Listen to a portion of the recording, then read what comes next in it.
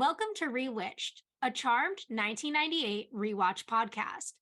Join us on our journey as we recap, examine, and critique the series episode by episode from the beginning. We'll be keeping our podcast spoiler free, so we welcome fans new and old to join us in watching and reflecting on one of our favorite shows. Currently, we're on season 2, I'm your host, Jess Sabanko. and I'm your host, Mia Sabenko. Now let's get into this week's episode. This week, we're discussing Season 2, Episode 15, Give Me a Sign. It originally aired on February 24th, 2000, and had 6.44 million viewers. All right, let's get right into this amazing episode. Let me just say, when we were talking about the last episode, I feel like I wasn't doing a good job of hiding it. Not the last episode, but the last episode Bane was in. I was kind of like, oh, we'll never see him again. Yeah, I know. I know. I'm so glad that he's back, and I've been waiting for this moment. And I don't know how they managed to make him even sexier, but, whatever. Yeah, I know. Maybe it's because he does literally no wrong in this episode. But, yeah, that's true. That's true. Except maybe the kidnapping at the beginning. Yeah. Maybe that might be maybe just wrong. One small flaw. All right, so this episode starts out in a prison, and we see two guards walking down the cell block, and they stop in front of a cell and they say, all right, Jessup, time to go. And we see Bane, he's shirtless and working out or something. Ugh, couldn't even focus on anything else. I know. And then they tell him that they're taking him for his hearing, but you could tell he's very suspicious of them, but eventually goes along and with them. As they're walking out with Bane, who's in cuffs at this point, Bane says, Litvak sent you, didn't he? And the guards kind of didn't say anything, so he elbows one of them to get free, and the other goes to zap him with this weird tool thing, but it hits the guard that Bane hit and kind of used as a shield. And then Bane kicks him and the tool flies under a car. And then they start fighting, and we can see the guard magically heal his scar, and he's super strong and throws Bane. But when he turns around to get the tool, Bane runs into an open van and drives out of the prison and escapes. Then the guard goes back for the tool but doesn't get it because another guard comes up, so he just runs away. So obviously these guys are demonic. The guards were faking something for Bane, and Bane, badass as he is, managed to escape. Love it. Yes. And I also I'm picking up very much on how smart Bane is. And I think this is coming from what we saw last time we saw him, how he was kind of the leader of his own organization, right? So he knows how someone like that would act, which is this Litvak person that I'm sure we'll find out more about as we go through the episode. Exactly. So he's kind of had his own experience, so he knows how to handle a situation like this, how to be able to tell, which I think it fits. It was pretty smart to have him be suspicious like that. Yeah, totally. And I mean, overall, this is an interesting scene. I mean, I'm happy to see Bane back. I'm excited to see where this is going to go and how it's going to connect back to the Charmed Ones. Agreed. So then from there, we go to the manor, and Phoebe and Piper walk into the kitchen together, and they're in workout clothes and they look kind of sweaty. And clearly they're in the middle of a conversation. Piper's saying how Leo's mortal now and everything, but for how long? I mean, how do I know he won't want his wings back someday? And then there's Dan, who is still great and normal, which is good considering I'm not. And Phoebe's 28 minutes, 33 seconds. And Piper's really, we ran that long? And Phoebe says, no, I've been timing how long you've been comparing Leo and Dan. It's so fucked up. And then Piper's I'm your sister. I have a problem. The least you could do is be more understanding. I feel like that would be me too. If I was talking about something and one of my siblings was timing me. Yeah, you would totally say the same thing. But she's Piper, I am understanding. You're in love with two guys who both love you. I get it, totally. But what I don't get is why you won't let me help you. And Piper's kind of what do you mean? Take one of them off my hands? And Phoebe kind of makes a face at her like kind of like, oh, sure. And then, Yeah. you know, Piper's like, that's not an option. And she laughs. And then Phoebe kind of says that she might need help, assistance, a sign. And then she talks about this spell that will point a magical arrow in the direction of her true love and end the great debate once and for all. And Piper points out that that's definitely going to have personal gain. And Phoebe says that she's been working on spells and she thinks she can avoid the consequences. Piper says that she can't expect magic to solve her personal problems. And then they start walking to the dining room. There we see that Prue's in the conservatory and she's going through this box of camera equipment and she asks when it got there. And Piper says it was about an hour ago. She's like, I didn't want to wake you up. And then asks Prue if everything's there. Prue says it is. And then her sisters walk over to her. They're looking at all the stuff because she has all the boxes open. And Prue says, I know it's a lot, but so much of photography has gone digital now that if I want to seriously pursue it, I have to have the right equipment. And Phoebe asks her if she's thinking of becoming a professional photographer. And Prue says, yeah. Why? You don't think I should? And Phoebe's like, no, I mean, it's great if that's what you want to do. It's just, isn't photography just a really dicey profession money-wise? And then Piper like pinches Phoebe and Phoebe's like, ow. And then Prue says she's thought about that. And Piper says, Prue, you've dreamt of winning the Pulitzer in photography back in college. You never wanted to work at the museum or at the auction house. That's something you did for us so we could keep the house. Now it's your turn to follow your dreams. And Phoebe says that maybe finding out she was a photographer in her past life was a sign. Speaking of signs, and then she looks at Piper and starts walking out of the room. Piper's like, no, and follows after her. And then Prue walks over to the mirror with the camera and she takes a photo of herself and says, Portrait of a Dreamer. So I like that they have this whole dreamer like theme kind of going on throughout the episode, which we'll see. I do want to point out real quick that I didn't like, because you didn't go over it, but I didn't like that comment that Phoebe made that was like, how many women professional photographers do you know? Like, oh yeah, I don't know. Like, what does that matter, you know? If there's yeah, not a no, lot of women professional 100%. photographers, I feel like, so what, you know? Yeah, and I feel like even just pointing out that like there aren't many professional photographers that you know in general, like why did she have to bring up like the fact that Prue's a woman into it? Exactly. Like you could have left out the woman part. Like I get it, photography, it's not that, common, or at least at this time, like big. And I understand what Phoebe's trying to say, but like bringing up the women part, like what does it matter whether you're a woman or a man? I feel like that shouldn't make a difference in your skill set, but that was just Yeah. weird to me. Also, I'd like to point out, I think I know like 5 professional photographers, like people who actually like make money doing photography, and 4 of them are women. So Yeah. I feel I like mean, I know more women than I do men who are professional photographers. I know, I totally agree. Like our Aunt Martha is a Yeah. professional photographer. Like I don't, yeah, it's very weird, but whatever. Anyways, I like the whole like introduction of Phoebe and Piper talking about Leo and Dan, and obviously we can see that that's going to be another important factor in this episode. Mm-hmm. Yeah, exactly. I think there are 2 things that come up a lot in this episode. It's the idea of being a dreamer and the idea of signs. Yes, exactly. The whole And episode is full of it. yeah, exactly. And both of those things are introduced in this scene. And I will say, they talk a lot in this episode about being a dreamer. And like my favorite movie, most people haven't seen it. Probably no one has seen it who listens to this podcast, but it's a really bad 80s movie and it's called Eddie and the Cruisers. And there's this line from the movie that's like, because there's this guy in the movie and he's like kind of a villain, but he's also part of the band. And one of the guys says to him, I asked Eddie why he kept you around once. And he said, Doc's a dreamer. The world needs dreamers. And that's like one of my favorite quotes from that movie. And it just reminds me of this episode because it's so true. Like the world does need people with big dreams in it. Yeah, it's true. I mean, that's how people become successful. That's how the world kind of evolves. And the world does need dreamers. It's a good quote. Yeah.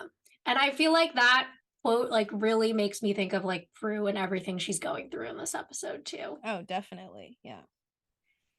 So then we go upstairs by the bathroom and we see Piper standing outside the door. And she's like, Phoebe, you're not in there writing a spell for me, are you? And she obviously is. But Phoebe's like, no, I'm in the bathroom. Who writes spells in the bathrooms? I'll be right out. And then does the spell that she writes there. And we see downstairs in the conservatory while this is going on, Prue is still looking in the mirror. And next thing you know, Bane walks up behind her and he says, hello, Prue. She goes to scream, but he covers her mouth with a cloth and that's got like chloroform, and she passes out. Mm-hmm. Dun dun dun. Yeah, so, the two setups of our main plot, we have Phoebe casting the spell, and then we have Bane kidnapping Prue.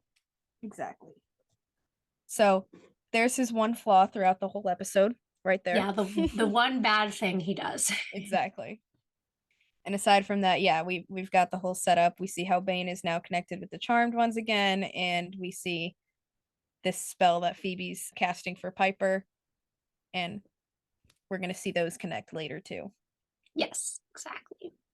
So then from there, we go to the theme, and I totally forgot to mention it last episode because I know we were looking out for it, but they did add Brian Cross to the theme song as of episode 14. So now he's officially in there. So he's officially considered part of the main cast. I noticed this episode that Dan is not in the theme song, but I realized it's just because he's not featured in the episode. And for some reason in this season, they don't do this in any other season, but if someone doesn't appear in the episode in season 2, they're not featured in that episode's theme song, which is kind of weird. Yeah, I never realized that they do that. Yeah, because they don't do it in any of the other seasons. It's literally only in season 2 that they did that. Yeah, that's super weird. You would think Dan would still be in that. I didn't even notice that. Yeah. I think it was literally just so they didn't have to pay the actor for the appearance. Probably. Makes sense. But yeah, now that Leo's in the theme song, wonder what that means. Wonder what him being a main cast member means for him, Piper, and Dan. He's coming back. Honestly, he should have been in it way sooner, though, because he was in more than half the episodes of this season, even before he got considered a main cast member. Yeah, I know. He was in several episodes, so I don't know why he wasn't, which is something we were talking about, but I'm glad that he finally is. And now at least we know that means that he is going to stay, or at least be around a little longer. Yeah. So back in the manor, Phoebe is in the kitchen holding Prue's camera with her eyes closed, trying to get a premonition, while Piper is looking at her. And she's like, well, and Phoebe puts it down and she says nothing. And Piper's like, we have to keep trying until you do get a premonition. We have to figure out what happened to Prue. Phoebe's concerned about the crack that she made about her becoming a photographer. She doesn't want that to be the last thing that she ever says to her. And Piper's like, Phoebe, don't overreact. That's my department. All you have to do is relax and concentrate. And then the doorbell rings, and Piper gives her the rag and tells her to try that again while she goes to get the door. And in the doorway, she opens it up, and it's Daryl, and he comes in and closes it and says, I got bad news and I got worse news. Which ones do you want first? And then Piper calls for Phoebe, and they go over into the living room. And Piper's like, does this have anything to do with Prue? And he says, unless she helped Bane Jessup escape from county jail, then no. And Phoebe walks in, and they refresh us on who Bane is from the previous episode with Barbas. And then Piper asks when he escaped, and he tells them and then realizes that something's wrong on the girl's side. So Piper says, Prue's missing. We think she may have been kidnapped. And then Phoebe gives him the rag that they found by the back door, and he sniffs it and smells chloroform on it. Piper says, we would have called you, but we didn't know who or what had taken her. Daryl seems to think it was Bane, and Piper wonders why he only took Prue, and Phoebe thinks that it might be to lure them into a trap with another demon. And then Daryl gives them the tool and says that he found it at the crime scene. Phoebe tells him that it's definitely demonic, and they ask to keep it, and he lets them keep it, and then says that he has to go, and they want him to keep it quiet to keep Prue safe, and he agrees with this and then opens the door to leave. As he opens the door, we see the delivery man who comes up and says, hi, I've got a sign. It's for Piper Hallowell. and Phoebe takes the box that Piper has to sign for and says Leonardo's Boutique, Bodega Bay, California. And Piper's like, yeah, Dan and I were there, ordered some earrings. And then the guy leaves and she closes the door and Piper says, the delivery man said he got a sign. And Phoebe's like, like just kind of trying not to admit it. And then Piper's like, Leonardo's Boutique in Bodega Bay. Leo, short for Leonardo, Bodega Bay, where Dan is from. And Phoebe looks down and Piper's like, don't act blonde. You cast that spell, didn't you? And Phoebe's like, yes, I did. And Piper's like, when I specifically asked you not to, and at a time like this, she's like, I was just trying to help Piper, and it was before Prue disappeared. And then she hands her the tool, and Piper's like, you this Book of Shadows, go. And Phoebe takes it, but gets a premonition as it happens and sees Bane putting a blindfold and a gag on Prue, and she tells Piper that that's what she saw. So here we are seeing the first of the signs about Dan and Leo, showing both of them, not really giving her any real direction at all. And we get the information from Daryl, so now the sisters obviously know that this has something to do with Bane as well. Yeah, exactly. So, we're kind of setting up some things here. Now they have that tool in their possession, so they're going to find out what it is. They have an idea of where Prue is, both because of what Daryl said and because of Phoebe's premonition. Yeah, mostly set up, I think. I will say that I enjoyed Piper and Phoebe's interaction here. The little banter and the bickering felt very sisterly, very cute. Yeah, I definitely agree. That's my main note about that scene. Me too. So then we're at some type of construction site or something. We're inside an unfinished house, and Prue's in a chair. She's bound and gagged. And Bane walks over and he takes it off, the cover off her mouth, and tells her not to scream. And she says, why not? He says, because if you do, we won't be able to talk. Besides, it won't help. The nearest neighbor is about 6 miles away. She goes, then why not take off the blindfold? What are you afraid of? And he says, are you kidding? I've seen you use your powers before on me. And then he says, all right, if you try anything, the blindfold goes back on. And he takes it off. Prue asks him what he wants, and he says that he needs her help to save his life. And she says most people ask for it. They don't kidnap for it. He tells her he's not most people, and neither is she. And she asks why he thinks that she will help. And he says, I don't, but without you and your sisters, I don't stand a chance against this particular demon. Prue's kind of like, well, that's a good thing. He says he tried to have me killed today. Prue, I got lucky and barely escaped. And he's going to keep trying. And Prue doesn't really get why this demon is after him. She's like, you're immortal. He says, a mortal that knows about demons. He doesn't like that. Litvak, that's what they call him. And she's kind of looking around and asks where they are and if it's his place. He says it was going to be before you came along and cut me off from my dreams. And she's like, because you tried to kill me. He says, well, that was before I got to know you. She tells him that he doesn't strike her as a dreamer. He says, there's a lot about me that you don't know. And she says a few things you need to learn about me too. And she uses her power from her eyes and throws him back against the wall. And she says, like how I will never put my sisters in danger, so you can forget about any of us helping you. And he walks over and puts the blindfold back on her, and then he leans in close to her and says, sooner or later, you're going to have to trust me, Prue. And then he gets up and walks away from her. All right, so I love this whole first interaction between Bane and Prue. I feel like there's so much chemistry there right off the bat. Played very well, must say. And as far as him and her having this banter, him needing her help about this demon, obviously we're gonna see that things get better from there. But I like the argument at first. Felt Yeah, real. definitely. I feel like even though this is, spoiler to the end of the episode, this is a 1-episode arc, the enemies to lovers trope works so much better in this 2-episode arc between Bane and Prue than it ever did in the multi-episode arc that we had with Prue and Jack. I totally agree. I see it so much more. We never had this much chemistry with Jack, had this much of a connection as we see here with Bane and Prue. And it is unfortunate that it only lasts 2 episodes, like you said. Like, because I really could see this developing into something, Yeah, no, as me we'll too. see as we go on. Hmm.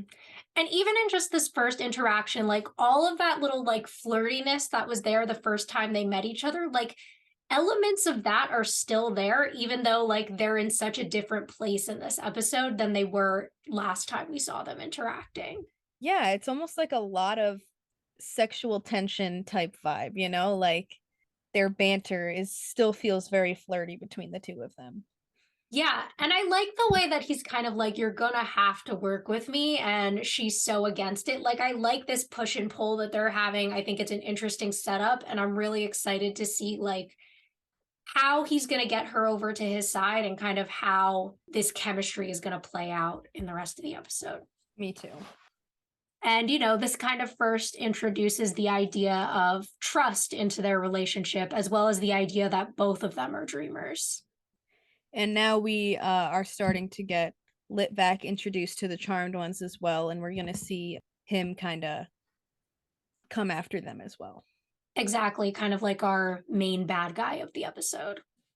So now we are at a cemetery inside a mausoleum, and we see a demon is standing there with his eyes closed, and there's this big ball of fire floating between his hands and spinning around. And then the guard comes in from the guard from the prison and approaches the other demon that's standing by the doorway. And he's like, "What took you so long?" And the guard tells him that there was a problem. And the guy in all black doesn't get how that's possible. The demon says Bane Jessup is just a lousy mortal, but the guard's like, well, he's smart.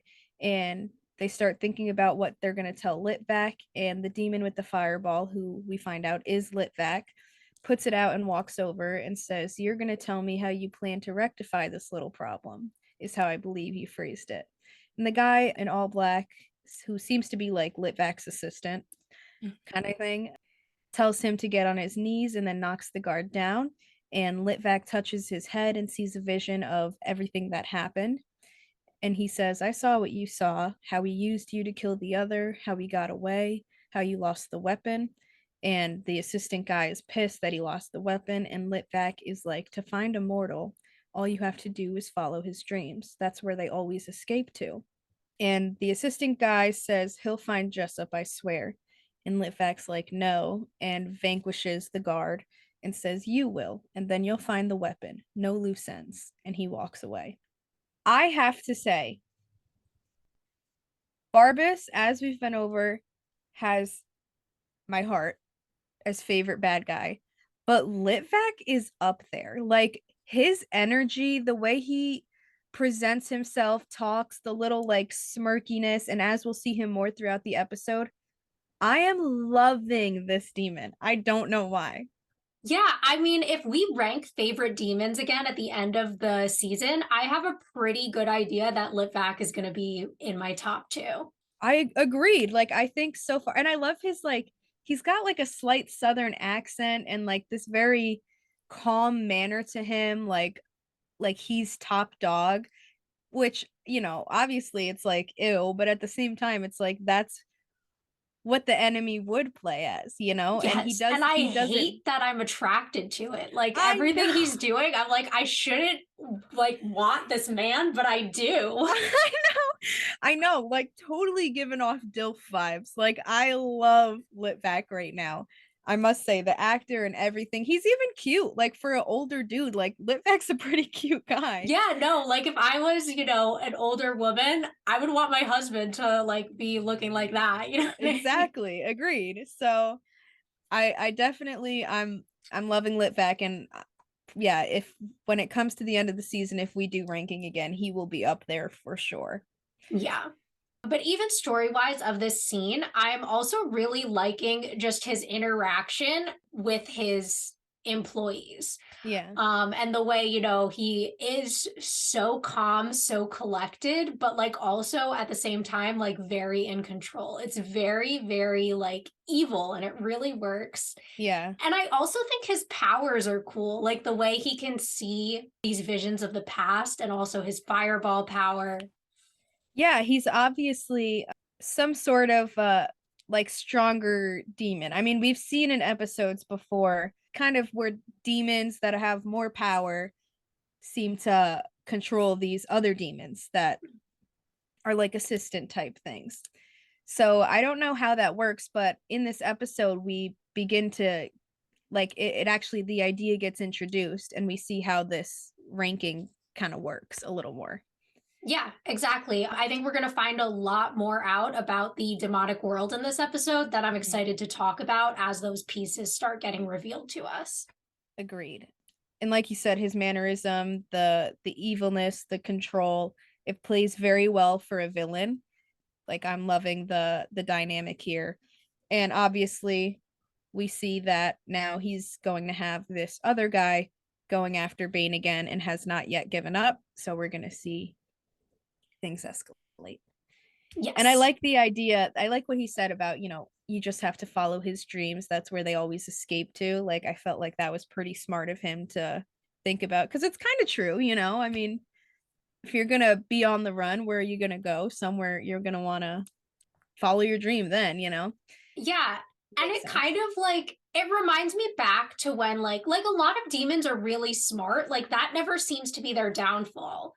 Like they understand humanity. Like we saw this with Rodriguez too in season 1 when he was like, I had this suspicion that like the charmed ones were involved with like a cop. So I infiltrated that. And that's how I kind of made the connection with Andy. Like, and then we see here, he understands that like a mortal man is going to go back to his dreams. So I like seeing that. And we'll talk more about what Litvak's downfall might be later in the episode, but it's interesting to see the way that these demons, it's not that they're not intelligent. It's not that they don't understand humans. It's typically that they're too cocky. That tends to be their downfall. Yeah, I definitely agree, because you see, like you said, a lot, the intelligence is there all the time. But yeah, it's the ego that proves them wrong every time, like always their downfall. Yeah. So then we're at the manor and we're in the living room and Leo's there and he's holding the weapon and Piper is telling him that they couldn't find it in the book. And Leo says that it's a weapon that can only be activated by a demon. He says that it's handed out by specific upper level demons to those who work for him. And Phoebe says, what do you mean upper level? And he explains that there's a hierarchy of demons. They try to work their way up by destroying good, promoting evil. And then he says, whoever issued this weapon is very important. And Piper says, you mean dangerous. Any idea who? And he doesn't know who it would be. And then Phoebe takes the weapon and goes back to the book, hoping she can find information. So here, like I was saying before, I didn't realize it was coming up in the next scene, but we get introduced to this idea of upper level demons, lower level demons, and sort of this hierarchy that they have. It does make me wonder, though, because he's saying here that they work their way up by destroying good and promoting evil. What do they work their way up to? Like, is there some sort of main demon that's out there that they all want to become or something? Or do they each just kind of have their own little society of demons? Like we really don't know how it works, because we get introduced to so many different types. Yeah. No, totally. And I feel like a lot of what we've seen so far in the show has been warlocks more than demons. Like we've gotten the occasional demon. So I'm excited to see the way that like demons might start to play a larger role in the show as we learn more about kind of this hierarchy and a specific character who will be introduced to the idea of later in the episode. Exactly. And we'll talk about that more when we get to it. Yeah. So in the doorway, Piper thanks Leo for coming over and for taking care of the club. And he asks if she needs anything else. And she's like, I don't know. I can't do anything but think about Prue right now. And Leo's like, remember, the most important thing. Phoebe's premonition proves that Prue is still alive. And she's like, I know, but for how long? I mean, what if we can't get to her? What if she's hurt? And then he gives her a hug and he says, I wish I could do more, because I can't help but remember all the times that I could. And then he leaves and Piper leans against the door and sighs, and we see Leo on the other side of the door, and he looks back and like touches the door and looks so sad. Oh, this scene was heart-wrenching. I mean, it sucks because we see here the difficulty that Piper's feeling, and Leo, like, I'm glad I'm mortal, so in a way, like, that kind of gives them more of a chance to be together. But at the same time, he's been this white lighter for so long that now when they're in situations like this, he wishes that he could help them. Not even just Piper, but all of them. And he can't. So it's definitely like a very conflicting feeling for him, I'm sure. Yeah, definitely. And I think one thing we're also seeing in this scene is like now that he is mortal, like you were saying, the only thing he can really do is try to comfort her, right? But because of where their relationship is at and how tricky things are between them, he doesn't even feel like he can do that. And that's kind of what that moment of him touching the door signified for me. You know what I mean? Yeah. Yeah, it definitely did. I mean, you could tell that he wishes that he could do more for her comfort-wise, like you said, and everything, wishing that he could be the one that's there for her. And I feel like even though he's not really able to because of the situation that they're in, he still manages to do a pretty good job. Like Leo seems to know what to say a lot, and I'm sure it has a lot to do with kind of his role as a white lighter and supposed to be that guide type person, that he's been for so long. But I feel like he is very helpful to them in those moments, like knows the right things to say, even though it's not as much as he wish he could. Yeah, definitely. And I like the way that, even though he's not their white lighter, even though he's not a white lighter, they still use him for that knowledge. And like he still does have this connection, not just to Piper, but to all the sisters, because he still has that magical history and knowledge that can be beneficial to them. And I think, even as in his state as a mortal, like he can do more for the sisters than Dan ever could. Yeah, exactly. That knowledge and experience that he has is what's keeping him around and keeping him in the loop a lot. And it works for me, like him having to still be around, them still asking him. Like it doesn't feel like why are they still using him because he's immortal? It feels like he knows these things and that's why they go to him for the help that they need. Yeah, exactly. Because, he has these like 50 years of experience and they have this 1 year of experience as witches. Exactly. So then we're back at the construction site, and Bane kneels down next to Prue and he says, I don't think you understand. As long as you're here with me, your life is on the line too. Prue says that she can take care of herself. He says, not against Litvak. You have a fighting chance with your sisters, but as long as you're alone, you're as powerless as I am. Even if you can't trust me, you can trust that. She says, I told you I'm not getting my sisters involved. He says, fine, your sisters came looking for you once before, they'll come looking again. And she says, not if I can help it. And then her head falls down, and we hear the astral projection sound effect. So obviously she's going to be astral projecting to them. I'm trying to think. I mean, I feel like there's not too much new information here. It's still kind of that banter between the two of them, but you can see, I feel like you can tell his mannerisms and the way he's speaking to her. He's not aggressive and forceful. It is very much like he wants her help and has nothing against her. So we can kind of see that by the way that he's talking to her, which is, I think, also what helps in getting her to his side Yeah, at the end. definitely. I think Yeah, we saw a bit of the softness last scene, and we're seeing it again now, even though he does have her blindfolded because, she used her powers against him. There is, like, while he is really, really trying to convince her, he's not being, like, he's not doing anything to physically hurt her at this point. exactly. He's basically just begging for her help. Yeah. And then, kind of saying, well, your sisters, if I can't rely on you, maybe, like, they'll be able to help. Exactly. So then in the attic, we see Piper and Phoebe are by the book. Phoebe's reading, and it says a weapon issued by level 2 demons. And Piper says, but it doesn't say which level 2 demons. And the book starts spinning pages on its own again. And it turns to a page with mariners. And Phoebe's confused, and she's like, they're not demons, they're seafaring. And Piper gets mad, and she's like, that's because it has nothing to do with Prue, Phoebe. It's a sign. Dan was a baseball player for the Seattle Mariners. And Phoebe's like, no one feels worse than I do right now. And then that's when Prue appears in her astral form, and they run up to her and they're like, thank God you're okay. And she tells them about Bane, and they ask where she is. Prue says, you can't find me. It's a trap, so just stay away and don't look for me. And then projects out, but they're both like, wait, like, what the hell? But she's already gone at this point, so there's nothing Yeah. they can do. I feel like that's a common thing that we've talked about before that we see with Prue, where when it comes to her sisters, she will fight to the death, always want to be there for them. But when it comes to problems that she has, like that are happening to her, she doesn't want them involved. She wants to handle things herself. She's still got that protective energy and that confidence that we've seen so many times in the past. Yeah. And I mentioned earlier about a lot of the villains we see having a big ego. I think Prue does too. I think that's one of Prue's negative traits. I don't think it comes from a bad place because she doesn't have bad intentions the way that villains do. But her ego does tend to get her into some tricky situations. And in this episode, like in many episodes before, we'll see things work out for her.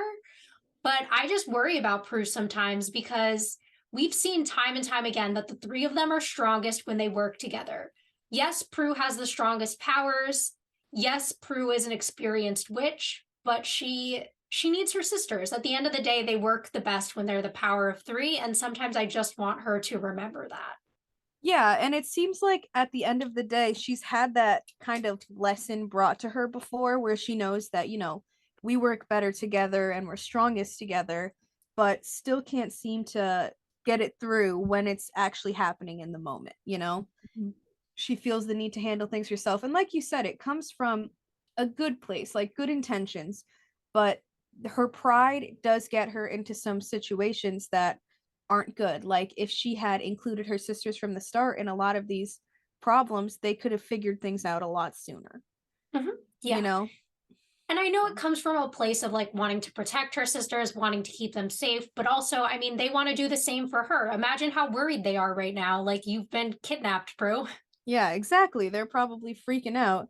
And the fact that you're going to come to them and be like, it's a trap, leave me alone, that doesn't make them feel any better. That doesn't make them feel like, oh, okay, she's fine then. Like, no, what do you mean it's a trap? Who's after you? What do we do? So Yes. it doesn't, it's not like it was comforting at all, Yeah. except to see that she is still alive. Mm-hmm. And then the only other thing I want to point out in this scene is if we're keeping track of the signs, so far it's 1 for Leo, 2 for Dan, right? Because we got Leonardo's Boutique, and then we got Bodega Bay and the Mariners for Dan. Yes, exactly. So then we go back to the construction site, and Bane hears Prue gasping and asks her if she's okay. He takes the blindfold off. He's like, I thought maybe you passed out or something. And she's like looking at him. She asks him if he's feeling guilty. She says that's a good sign. It means you have a conscience. He gets up and starts to untie her. She asks what he's doing. He tells her that he's letting her go. She's like, just like that? He sits down across from her and he says, I never wanted to hurt you, Prue. I only wanted your help. But you can't help me if you don't trust me, and you're in danger as long as you're here. He stands up and like helps her to get up from the chair. And then he tells her there's a market down the road. You'll never see me again, I promise. Then, as he's about to let her go, we see the assistant demon walk in and hold out the weapon. Bane pushes Prue out of the way and they both fall as like the weapon like zaps that blue ray out of it and it shoots towards them. Then the demon shoots it again and Prue deflects it using her power and it hits the ceiling. She uses her power then to throw the demon through like where the window would be, but there's nothing there because it's like an unfinished house. And then he runs away. Prue looks over at Bane and we see that he's bleeding. He got stabbed by like one of the pieces of equipment. And they're looking at each other and Bane says, I told you I never wanted to hurt you. And she's like, you just saved my life. And he asks if she thinks she can trust him now. So this whole moment is obviously the kind of the switching factor between Prue trusting him and not. So here we see that he does have that sensitive side. He is a human being, and actually does care and doesn't want anybody to get hurt. Like he tried to get her help, obviously a little too forceful with the whole kidnapping thing, but but once he realized it wasn't going to happen, he figured the best thing to do was like let her go so she's not in danger as well. That's very sweet. And for him to save her life and her to kind of protect him too from the demon, I felt like this whole scene was very well put together.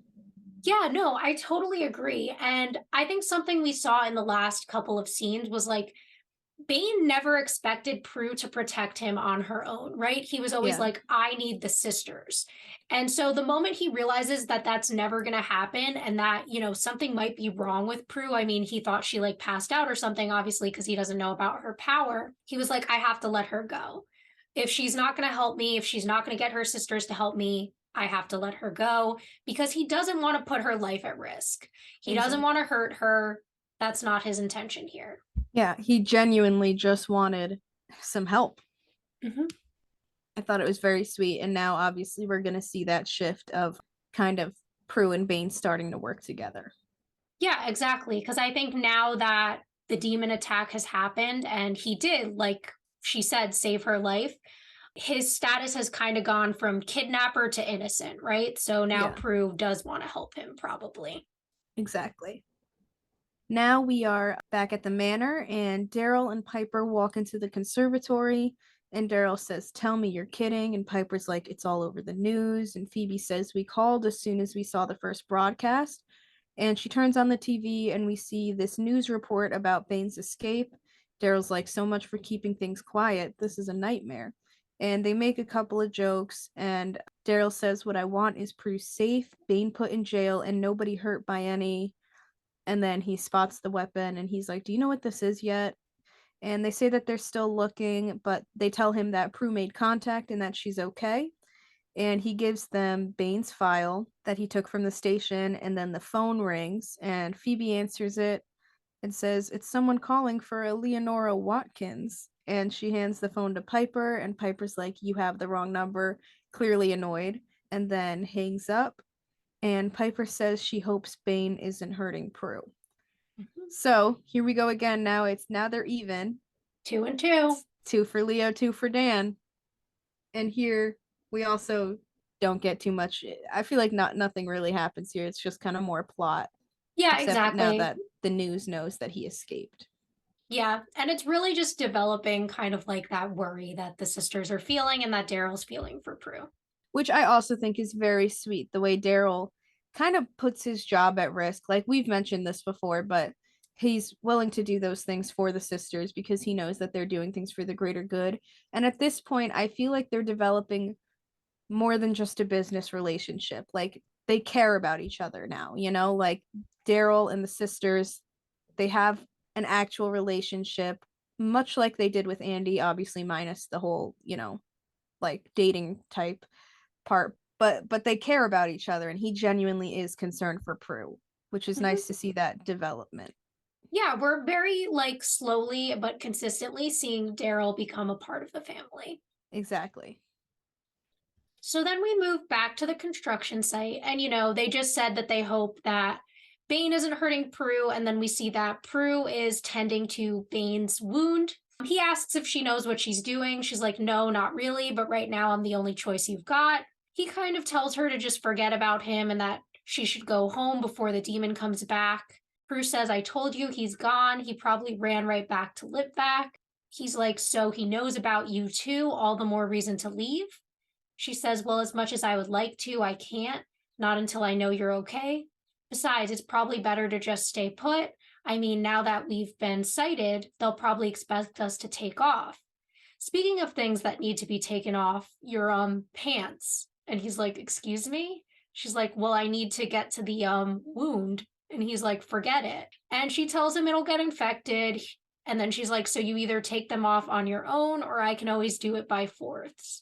And he shakes his head, but then he gets up and they're both like kind of like smiley. Like it got very flirty all of a sudden. Yeah, absolutely love this scene. Do have some comments though. She was full on touching the wound. I like she was already his pants. He did not need to come off. No, not at all. Like the wound is like on his stomach, not like I know she already had her hands in the wound on his stomach, and like what was taking off his pants gonna do? Didn't make she any just wanted to sense. see those legs. For real, honestly. And another thing, where did Bane get clothes from?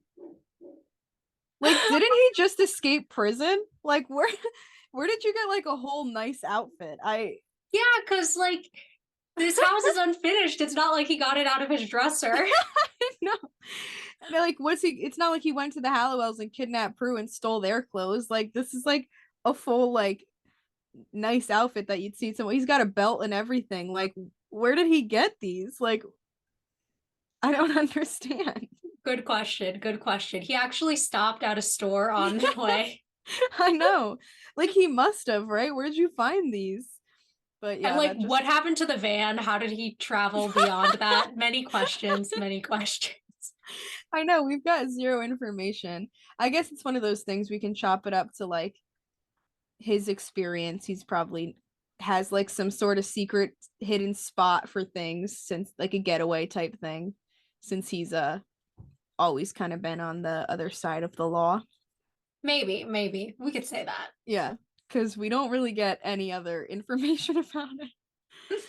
But otherwise, as far as their interactions, the chemistry is undeniable. There's this little like cute awkwardness with Prue, and then this kind of like flirtiness that she has sometimes too. Like we see both of it there, and then we see, of course, that smiley look they have at the end, and we know it's about to go down.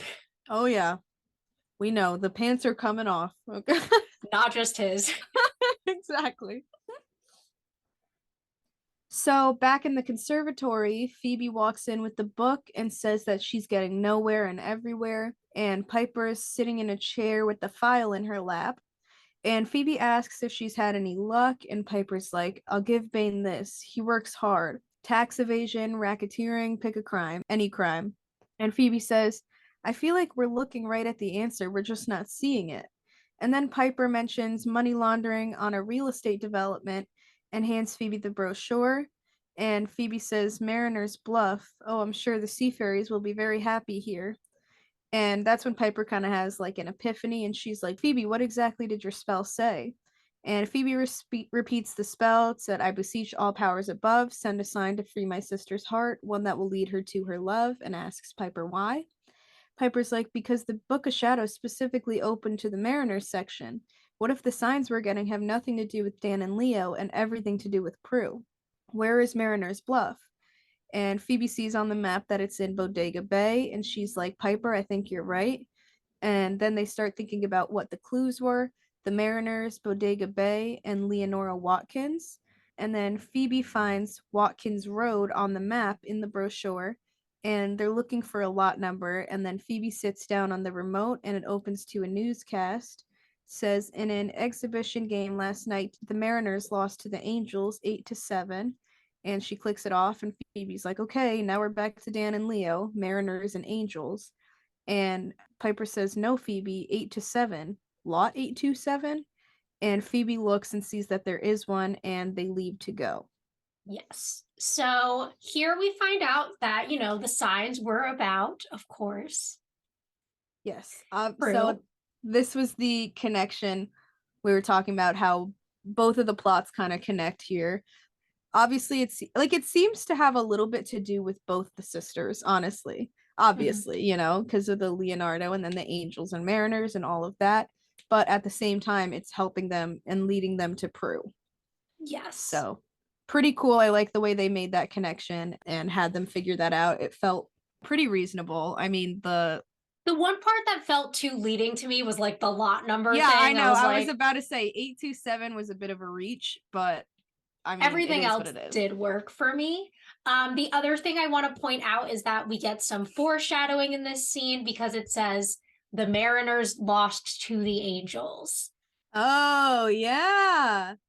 That's our final clue. They were 2-2, and then it says Mariners lost to the Angels. And as we'll find out in the final scene, spoiler to the end of the episode, the Mariners sure will lose to the Angels. Damn right. Not that any of us were surprised. Not at all. So then we're back at the construction site, or as we'll now refer to it, Mariner's Bluff.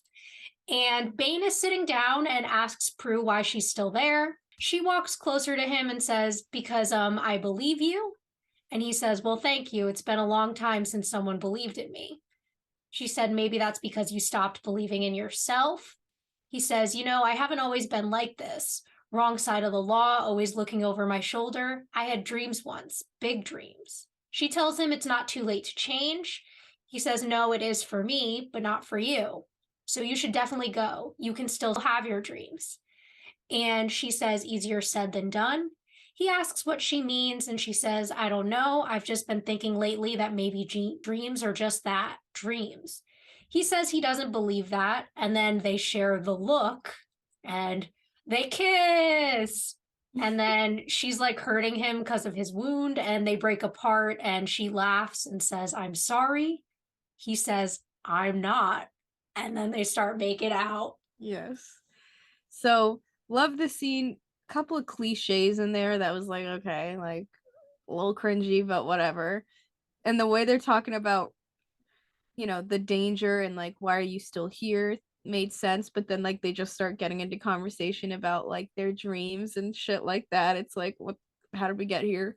But very cute, I will say. But that smooching sound that I heard, the like ew, I was like, ew, when I heard it. That shit was loud. I was like, oh my god. Oh my god, wait. So when I was in college, my major was film. And so I did a lot of like video editing and I also did a lot of acting. And I will say that one of the most awkward experiences I ever had was editing a scene that I kissed a fellow actor in, because just hearing the sounds of you kissing somebody is so gross. And like it really is loud like that when you go to edit it, like in video editing software. Ew, it's so, I hate the noise. It's like, like Yeah, because like when you like kiss in real life, like you don't think about like the sound effect, but like when you like Exactly. see it in video, it's like, ugh. Like you said, there's a lot of cliches in here, but I do like the way they're kind of finding this connection to each other. I do think, they do have this connection that we're seeing, and, it's about to get very romantic between them. But there's also this kind of understanding that I feel like they're developing.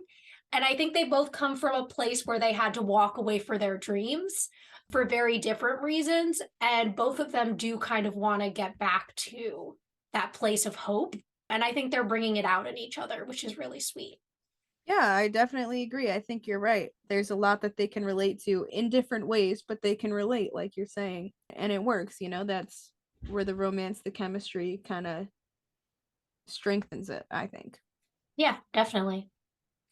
So then we are back at the cemetery, and Litvak has his hand on the demon's head and watches what happened.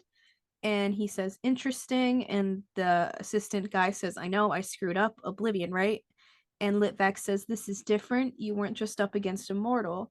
From what I saw, you were also up against a witch. The other guy says, no excuse. Hundreds of witches out there. I should be able to handle one by myself.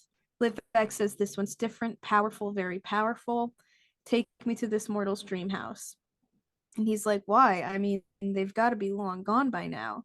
And Litvak says, but their essence remains. I'll need to tap into it if I expect to reach their minds. The source likes it when I feed him witches. That's how I got to where I am. And he walks past him. Ooh. So, couple of things. I mean, this demon obviously is head over heels for Litvak, as we all are. I know. He's very like kill me. Just kill me. I deserve please. it. I'm unworthy. Exactly. Like, damn. And then Litvak, now seeing that there's a witch involved, a powerful witch, and we get this idea of his new power, or his other power, where he can kind of sense people's essences to reach their minds. And I don't know exactly, like when he said it, I didn't know exactly what he meant by it, but we're going to see how it happens in the future. And it is another pretty cool power. Yeah. And then we also get this introduction of someone called the Source. Yeah, who the fuck is that? Is that our big bad that I've been talking about wanting to meet a big bad for a long time? Yeah, I know. Is this the big bad that we're all wondering about and have been? Yeah. And now that he's introduced, I assume this is someone important, someone higher level, because we already know that Litvak is upper level, as they said before, which means, and this source guy seems to be Litvak's boss by the way that he's talking about him. So now we know there's an even higher level, and we don't know too much about the ranking yet, but I assume that the source is going to be important in the future. Yeah, I'm thinking the same thing. So then we go back to Mariner's Bluff, and it's sunset, and we see that there are clothes all over the floor, and Bane is naked, and he's sleeping in some sheets on the floor and starting to wake up. He like calls for Prue because she's not there. And then we see her on the other side of the room. She's in a tank top and his boxers standing by the open window frame. He walks over to her with the blanket wrapped around him and is like, Prue. And she's like, the view's amazing. And he's just like looking at her. And, you know, because it's a cliche, he has to say, not as good as mine. And then he's like, I thought maybe you left. And she says, no, I just couldn't really find all of my clothes. And they both smile. And she says, I'll help you with Litvak. You just have to promise me that you'll turn yourself back in when it's all over. And he looks down and she's like, Bane. And then he looks at her. He says, you know, I was thinking maybe this, us, doesn't have to end. Maybe we can go somewhere where we can be together, get away from all of this. What do you say? And she says, I would say that you're beginning to strike me as a dreamer. And then they start kissing, but the room freezes. And Prue steps away confused. And Piper and Phoebe walk in. And Piper's like, oh my God.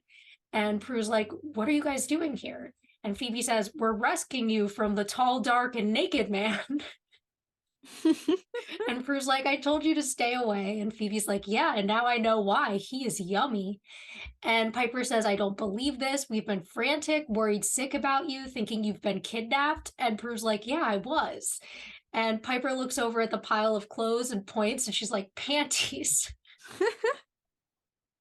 And Prue runs over and like grabs them and like then hides them behind her back. And she tells them they've got it wrong and asks how they found her. Piper says that they'll explain later, but they really need to get going now because there's a demon behind this. And Prue's like, yeah, Litvak. Wait, how did you know? And Phoebe says, we have the weapon he used to break Bane out of jail. And Prue says, no, he tried to kill Bane in jail, not break him out. And Piper says, or so Bane says. And Prue says that she believes him because one of the guys came here and tried to kill her. And Piper says, all the more reason we should get going now. And Prue says to unfreeze him, so she does. And he looks over at them and he's like, oh, hello. And they tell him to put his clothes on, and Piper turns away and like covers Phoebe's eyes as they start walking out. So I loved this whole scene. Like you said, yeah, still the cliche, but whatever.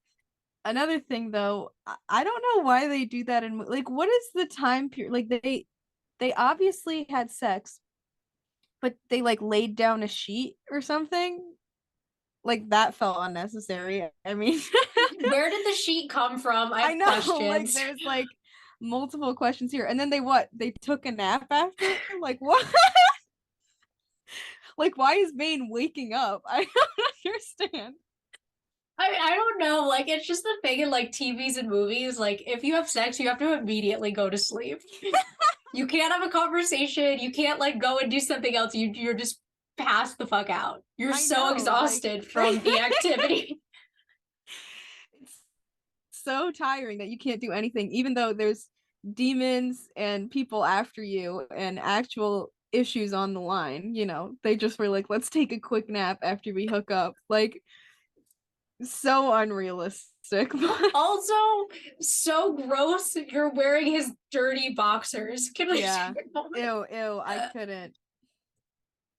Like, I don't care how much I like somebody, I'm not putting on their used underwear. I know, right? That's never gonna happen. I'm not even gonna put on my used underwear, okay? I'm gonna get new underwear. I'm gonna get clean underwear. Exactly. I'm gonna need something clean to wear. And why? How does he like? He's got a whole outfit. Like you've got boxers too. Like where? Like where did you find all of this crap? Like those are nice boxers. Like. Well, we know Bane's rich, so true. If he had a stash spot, there were going to be designer clothes there. I'm sure, yeah. That's so funny though. Like it was just so unrealistic, but I love the kind of sister interaction. It felt very them, you know, like very much was their personalities, like Piper being mad and confused, like focusing on how worried they were. Phoebe, on the other hand, being like still all about Bane, like he's yummy, like all this shit, but still being concerned. It just felt very sisterly, and it worked with their characters, I think. Yeah, and like the teasing her about her panties was so funny. I was like, Yeah, I that love was really- this. This is great. It was so funny. Do find it a little weird still that Phoebe's still like, they all kind of do it where they have like the eyes for the people that they're dating, you know, or like hooking up with. Like, ew, I couldn't do that. Yeah, no, if I saw a semi-naked man that my sibling had just hooked up with, I would not be checking them out or like anything like this. Like, I would be uncomfortable. I'd be Yeah, like, I'd be oh, like, oh, let me give you guys need some privacy. Like, let me leave. Yeah, exactly. That's what I would do. Like, that's super weird to be checking them out. And that would make me mad too. I'd be like, what the hell? Like, you're my sister. What the hell are you doing checking out this guy that I'm like with right now? Yeah. But obviously, they don't have those rules in this reality. Yeah, no, they have very Those- different boundaries. Exactly. But overall, funny scene. I like them coming together finally, and we're gonna see how that plays out. Mhm. So we are at the manor, and it is nighttime. And the four of them walk in, and Prue tells him that there's peroxide upstairs in the bathroom that he can use for the wound, and he goes upstairs. And the sisters walk into the living room, and Piper's like, first, I'd like to tell you I'm relieved that you're okay. And Phoebe's like, me too. And she's like, and second, I'd like to tell you that you have completely lost your mind. And Phoebe's like, completely lost your mind. It's funny. And Prue says, okay, we have a demon to vanquish. And she tells them that Bane is an innocent and she trusts him. Plus, Litvak needs to be vanquished either way. But the other two sisters don't trust Bane, but they all start looking in the book. It's cute. It's really another sisterly moment. And then we have just kind of them establishing what needs to happen next. Exactly.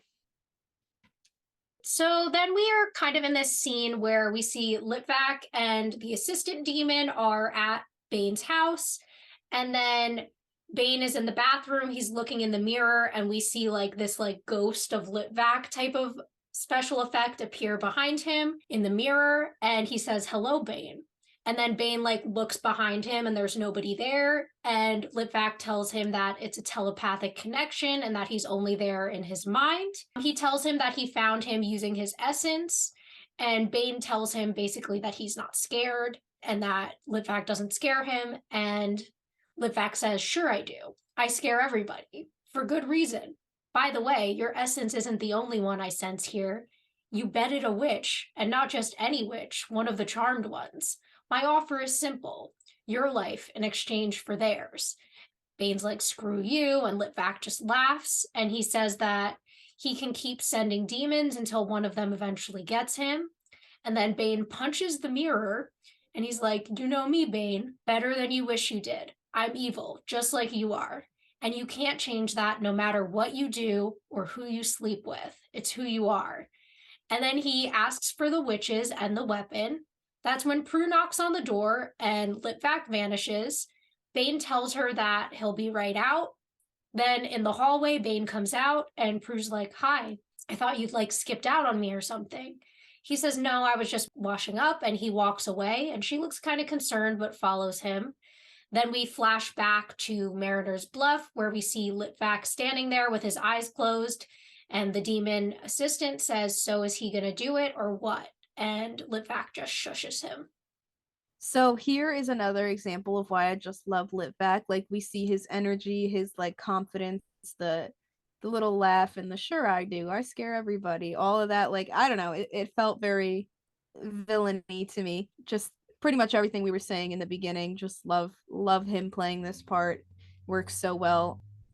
And this kind of moment here where we can't tell if he is getting to Bane and Bane is going to go along with what he says or not, you know? So Yeah. we're all kind of curious at this point. No real answer.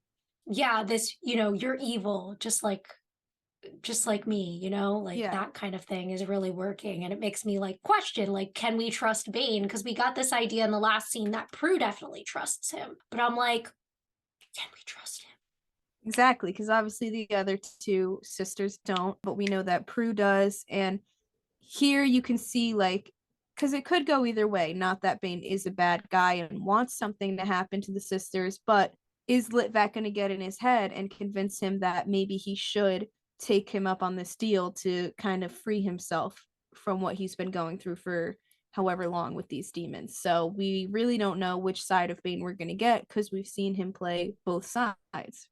Mm-hmm. Exactly. Like we've seen him on that wrong side of the law. We've seen him as the bad guy. I mean, we were introduced to him as a villain. So I'm Yes. like, is he going to go back to his old ways and betray Prue, you know? Yes, so I'm curious to see how this goes. And, you know, like you mentioned before, we see another one of Litvak's powers, another really cool power. Yeah, the connection reaching them through their minds is very cool, I Mm-hmm. think. So in the conservatory, Phoebe and Piper are sitting there, and Prue and Bane are walking in. Phoebe says that she found Litvak in the book, but no Vanquish. And Prue and Bane sit down, and Phoebe's like, "Our jewelry better still be where it's supposed to be." And Prue's like, "We need to focus on Litvak." And Piper thinks maybe we should just let bad enough alone, and Phoebe asks what she means. She says this demon has powers we don't know about. Why go up against him unprepared? What's the rush? He doesn't know about us or anything. And Bane says, sure he does. I mean, the demon that he sent after us saw Prue's power, right? You know he told Litvak. Prue says, yeah, but that doesn't mean he knows about all three of us. Bane says, all I'm saying is that he knows enough. If you don't go after him, then he comes after you. And Phoebe says, how can you be sure? And Bane says, because I know him, that's why, better than I wish I did. And Piper says, still doesn't help us vanquish him. And Phoebe says, I just wish we knew what his other powers were. And Prue asks Bane if he knows, and he's like, no, I have no clue. Sus. And then Bane asks if they still have the weapon, and Piper's like, why? Obviously suspicious. And he says that it might be their only hope. And Piper says, I thought only another demon could activate it. And Bane's like, well, I got one to activate it before. Maybe I could do it again. And Prue says, yeah, that's how he took out the demon guard. And Phoebe's like, so he says. Bane starts kind of getting argumentative with Phoebe, like, what, you think I'm lying? And Phoebe's like, what do you think? And he says, I don't think I like your implications, lady. I'm in this mess because Litvak tried to off me, remember? You don't trust me, that's fine. I really don't care. But trust this. I've had it with all this supernatural crap, and I'll do anything I have to get out from underneath it. And Phoebe says, that's what worries me. Then Prue gets up and says she trusts him, and she grabs his arm and says, I'm just asking you guys to trust me. If we're going to get Litvak, we're going to have to work together with Bane. Otherwise, we're all going to be dead. And Piper tells Phoebe that they should go get the weapon, and so they go. Then Bane turns to Prue, and she kisses him on the cheek and says she'll be right back, and she leaves. Then he sees Litvak and tells him that they're on the way. Yeah. So I think most of this scene's purpose is just to kind of, again, have us wondering whether or not we can trust Bane. We're supposed to get this idea, I think, from this scene that he is going to betray the sisters because we can tell he's hiding something. Phoebe's Not definitely picking up on the fact that he's hiding something. Yeah, him not admitting about the powers and things like that. He's being a little suspicious. So we still don't know if we can trust him, and we're gonna see later. Well, we'll see what happens. But I do like the banter between Phoebe and Bane and kind of the suspicion that Piper and Phoebe have against Bane, kind of like the tension there, and then Prue kind of being the middleman. Like it worked for me. I liked that scene, I think. Yeah. One thing I will say is one thing I'll like compliment Antonio Sabato Jr.'s acting for is a lot of these lines they're writing for him are bad, but he Yeah. delivers them well. So like I like when I was watching, I wasn't thinking about it, but like reading it back, I'm like, these lines are awful. Yeah. He does have some shitty lines, but he plays them really well. Like none of them felt too It's like that like it didn't natural feel charm dumb. he has, I feel like. It kind Yeah, of like makes the fact that the dialogue sucks still work. agreed. Yeah. So then we're at the cemetery, and the four of them are all walking together. And Piper's questioning again whether this is a good idea, and she points out that they don't really have a plan. Prue says, sure, we do. Bane goes in, we follow, you freeze Litvak, you get the weapon in his hand, turn it on him. It's pretty simple. Bane suggests that they give the weapon to him, and Phoebe's like, oh, I don't think so. And, Bane's like, the guy wants me dead, remember? The only way for me to stay alive long enough for our plan to work is to show him good faith. And Phoebe says, double crossing us shows some pretty good faith too, don't you think? And Phoebe and Piper are standing next to each other, and then Prue and Bane are standing next to each other, kind of across from them. And Prue says, Phoebes, we've been through this. And Piper actually agrees with Prue and says to give the weapon to Bane. She says, we're either doing this or not. And so Phoebe gives it to him, and he thanks them. And then he walks up to the mausoleum and moves some of the numbers around, and the door opens. And he tells them to wait at the base of the steps for his signal. Then he tells Prue to trust him and goes in. Phoebe says, I hope we're not making a huge mistake, and they follow after him. The 9s turning into 6s, okay. I know. I was like, this is so cheesy. Yeah, so over the top, but it's fine. But again, this scene, more of the banter, them figuring out the plan, us kind of building up that suspension, whether or not Bane is going to double cross them or not. So kind of feels just more of that. Yeah, and I feel like they're pushing the double cross too far in this scene. The dialogue just feels repetitive of last scene. Yeah. To me. Because none of the sisters are changing anything. We see Piper's worried. We see that Phoebe really doesn't trust Bane. Prue does. It just feels repetitive of exactly what we saw in last scene. I know we had to get to the mausoleum physically, and yeah, there was going to be interaction happening. I only wish that there could have been something new in the dialogue as opposed to just kind of repetition of what we just saw. Agreed. Yeah. So now we are inside the mausoleum, and Litvak is sitting down reading, and his demon is pacing back and forth.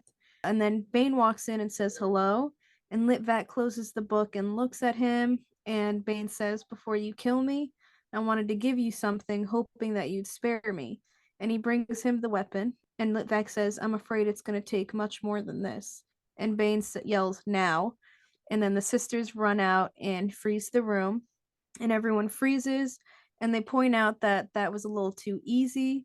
And then Piper approaches Litvak, and as she does, he moves, meaning he didn't freeze, he was just faking it. And then he starts laughing, and she backs up to her sisters, and he's like, I'm immune to the parlor tricks of witches. What's the matter? Bane didn't tell you about that power? And Prue says he said he didn't know. And he walks towards them, and Litvak's like, he knew, he just didn't tell you. And then Piper slaps Prue's shoulder, and Litvak said he showed his true colors, his true evil colors. And then a fireball appears in his hand, and Phoebe says, Prue, I just want you to know I'm really pissed at you right now. And Prue's like, no, wait, something's not right. And Litvak says, this is going to please the source. And Prue tells Piper to unfreeze Bane, and she does. And Bane turns around and looks at Prue, then goes towards the demon and points the weapon at Litvak. And Prue says, tell the source we said hi. And Litvak turns, and Piper unfreezes the demon, and Litvak starts getting zapped, and he turns and he yells traitor and zaps him back. And then Bane ducks on the floor, and Litvak and his demon blow up. And Prue runs over to Bane and asks if he's okay. And Piper's like, what just happened? Prue says, Bane just saved our lives. That's what happened. And Phoebe's like, wait, are you saying that this was all part of the plan to make it look like you were double-crossing us? And Bane says, I had to. If I had told you about his power, you would have come up with a different plan of attack. Litvak would have known. He's telepathic, remember? So he had to believe I double-crossed you, so you'd believe it too. And Piper said, how did you know Prue would figure it out in time? They look at each other, and he says, we trust each other. And they give each other this the most adorable smile. So I felt like this whole plan was pretty good. I loved Litvak playing the part of pretending like he was frozen, and again just showing that confidence and that energy. Loved it from him. And this is the first time that the sisters were introduced to this source character as well, because Litvak says it in front of them. So yeah, So Yeah, it's that's not a something secret I from know. them. Yeah. They know about the source. Whether or not they'll figure out who or what that is to be determined, but they have heard the name. I also want to raise a question. I mentioned, that we will be meeting more demons, and I want to question whether this, like, not being able to freeze is something that is specific to Litvak, or if it had something to do with his being a level 2 demon, and if other level 2 demons we meet will have that same power. Yeah, good question. I hadn't thought about that, but yeah, I mean, maybe we'll see whether or not that's like a given thing from based on his level, like you said, or if it was just him. Yeah. Because we saw that, his, like, the demon that worked for him froze. So it was just him that did it. Exactly. Other things, I mean, the double cross and the playing it and everything really was working for me. I loved this scene. I love the turnout. I love that Bane wasn't a bad guy. Me too. The whole him actually being on the good side, them trusting each other, and this whole idea of he had to make everyone believe that it was a double cross in order to successfully make this happen. And it worked out perfectly. So that was, I loved, the turnout of that as well. Yeah, and the way, like, he trusted in his connection with Prue, right? And that she would figure it out, and that she trusted him enough to say, no, this can't be right. And so that kind of, like, the bond they've made in this episode really is what saved them all. Exactly. Yeah. And I loved that. And I mean, overall, this felt like a good vanquish. This was a good ending to this story, and I enjoyed it. So then we're back at the manor. We're in the conservatory, and Bane and Prue are sitting together on the couch. She says, it's strange, isn't it, being back where we started? And he says, what's stranger to me is that I'm still here. And she says, I know, it was really good of you to call Morris. And he nods. He says, I have to go back. It's the right thing to do, as much as I prefer not to. Listen, I don't know how much time we have, so I really want to apologize. She says, don't. I'm not sorry at all. They kiss, then they pull apart, and Bane says, so this is the awkward part, And she says, tell me about it. He says, well, next time I'll call first, huh? And he laughs, and they just keep looking at each other. And Prue says, thank you for saving my life. He says, thank you for changing mine. And then she smiles and, like, crawls into his lap, and they're just, like, hugging, and it's very, like, cute. Yeah. So I love this moment between them. It's unfortunate that it won't, continue with them, but it was a good connection and, a solid ending to a solid love story kind of thing, I know. Like, if Prue couldn't be with Andy, why couldn't she be with Bane? Oh my God, I know. It's so heartbreaking. Like, I don't want him to go Because back to Bane and jail. Prue, too good together. I Yeah, know. but I ship it so hard. me too. But it makes sense. And, at the end of the day, they kind of had him doing the right thing by going back to jail, which is shows more of the good side of him that Prue brought out. So it makes sense overall. Yeah, we have to be morally correct. Exactly. I guess. Overall cute scene. Yeah, the little cliches. Thank you for changing mine, but it was cute. Exactly. They're cute enough that I'll let these cliche lines go. Exactly. We'll let it pass because they play it so well. Exactly. So now we go to the final scene of the episode, and we are at P3 per usual. And it's packed in there. We see Leo is behind the bar working. Phoebe and Piper are sitting in the alcove, and Phoebe says, so who do you think the source is that Litvak was talking about? Piper says, I don't want to know. And boy, did we read Bane wrong. And Phoebe says, not surprising. We read all the signs wrong. Then Prue walks in and sits down with them, and Piper asks how it went. She says that the cops took him and everything, and Phoebe's like, are you okay? Prue says, I'm fine. He thanked me for changing his life. And Phoebe says, wow, you must have been a really good, and Piper says, influence on him. And Prue says, yes, well, the influence was mutual. So, how did you guys find me anyway? Phoebe tells her about the spell and how it kind of led them to her. And Prue says, so what was the outcome, Dan or Leo? And then Piper looks over at Leo and says, I never needed a sign to tell me where my heart lies. Oh my god. Beautiful. This was beautiful ending to this. Was such a good episode. Goodbye, Dan. It's over. You're cut. You're Yes. done. Done. Done. Finito. Like, you're out.